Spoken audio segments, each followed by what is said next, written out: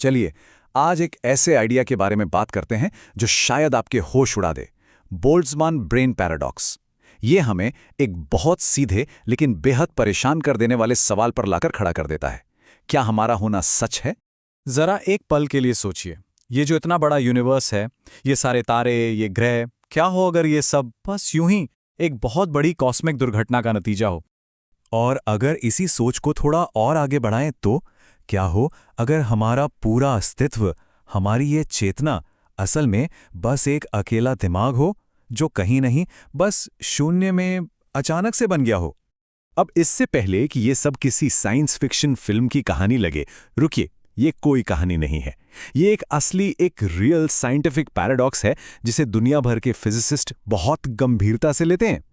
तो चलिए सीधे मुद्दे पर आते हैं और समझते हैं इस परेशान कर देने वाले वैज्ञानिक पैराडॉक्स को जिसे कहते हैं बोल्ट्जमैन ब्रेन।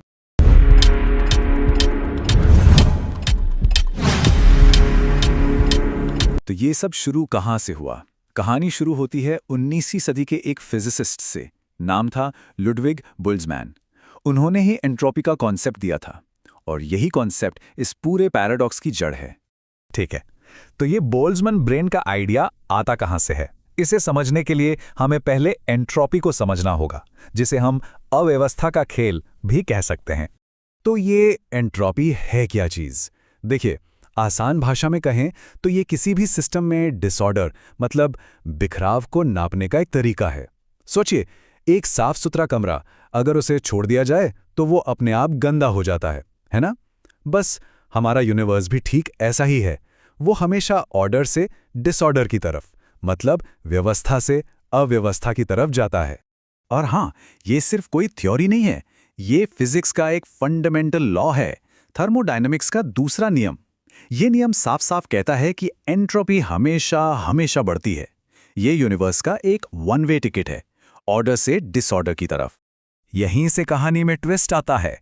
देखिए, भले ही पूरा यूनिवर्स डिसऑर्डर की तरफ जा रहा हो, लेकिन क्वांटम लेवल पर कभी-कभी छोटे-छोटे रैंडम उतार चढ़ाव से थोड़ी देर के लिए ऑर्डर यानी व्यवस्था बन सकती है। अब जरा सोचिए, अगर हमारे पास इन्फिनिट टाइम हो, मतलब अनंत समय, तो स्टैटिस्टिक्स के हिसाब से कुछ भी पॉसिबल है, चाहे वो कितना भी अनलाइकली क्यों ना लगे। और कुछ भी में एक पूरी तरह से काम करता हुआ सोचने समझने वाला दिमाग जो बस शून्य से बन जाए, वो भी शामिल है।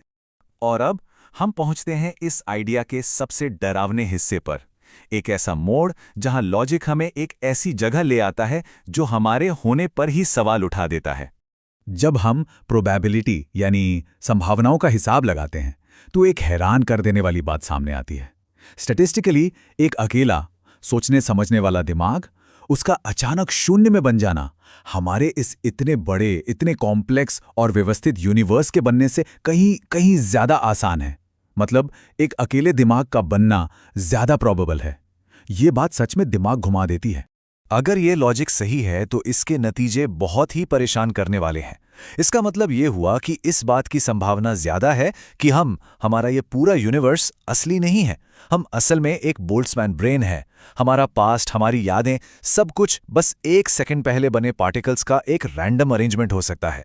मतलब हमारा पूरा एक्सपीरियंस एक छोटा पल भर का धोखा हो सकता है। अब जाहिर है साइंटिस्ट कम्युनिटी ने इस आइडिया को ऐसे ही तो नहीं मान लिया। तो चलिए देखते हैं कि मॉडर्न कॉस्मोलॉजी यानी ब्रह्मांड विज्ञान इस खतरनाक संभावना का क्या जवाब देता है। शॉन कैरोल जैसे कई बड़े कॉस्मोलॉजिस्ट हैं जो कहते हैं, एक मिनट रुकिए, उनका तर्क बड़ा सीधा है। अगर आपके साइंटिफिक मॉडल ऐसे अजीबोगरीब नतीजे दे रहे हैं तो हो सकता है कि नतीजा गलत ना हो, बल्कि आपका मॉडल ही गलत हो। ये एक बहुत पावरफुल आइडिया है ना, कि अगर कोई थ्योरी बहुत ही बेतुकी लगे तो शायद वो थ्योरी ही गलत है। और ये सिर्फ एक ओपिनियन नहीं है, इसके पीछे असली डेटा है। नासा और दूसरी स्पेस एजेंसी से जो हमें ऑब्जर्वेशंस मिलती हैं, वो क्या दिखाती हैं? वो दिखाती है कि हमारा यूनिवर्स रैंडम या डिसऑर्डर वाला नहीं है, बिल्कुल नहीं, बल्कि ये तो बहुत स्ट्रक्चर्ड है, स्टेबल है और डार्क एनर्जी की वजह से और तेजी से फैल रहा है। तो ये जो रियल ऑब्जर्वेशंस हैं, ये बोल्ट्जमैन ब्रेन वाले आइडिया से बिल्कुल मेल नहीं खाती। लेकिन कहानी यहां खत्म नहीं होती।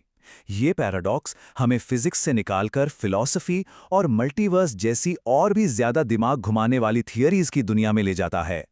जैसे कि फिजिसिस्ट मैक्स टेगमार्क हैं, उनका मानना है कि हम शायद एक मल्टीवर्स में रहते हैं, मतलब अनगिनत यूनिवर्स का एक कलेक्शन।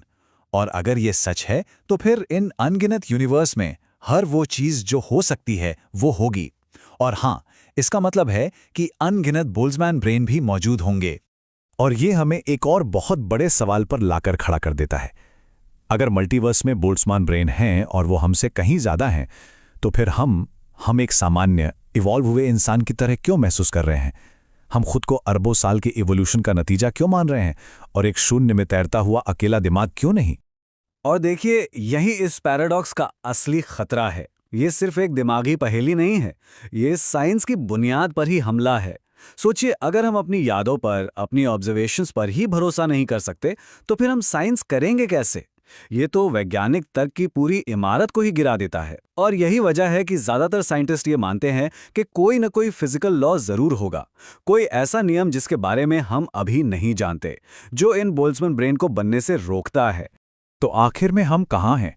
क्या हम बस एक रैंडम फ्लक्चुएशन है, एक कॉस्मिक एक्सीडेंट जो बस एक पल के लिए है, या फिर हम अरबों सालों के इवोल्यूशन की एक लंबी शानदार कहानी का हिस्सा हैं?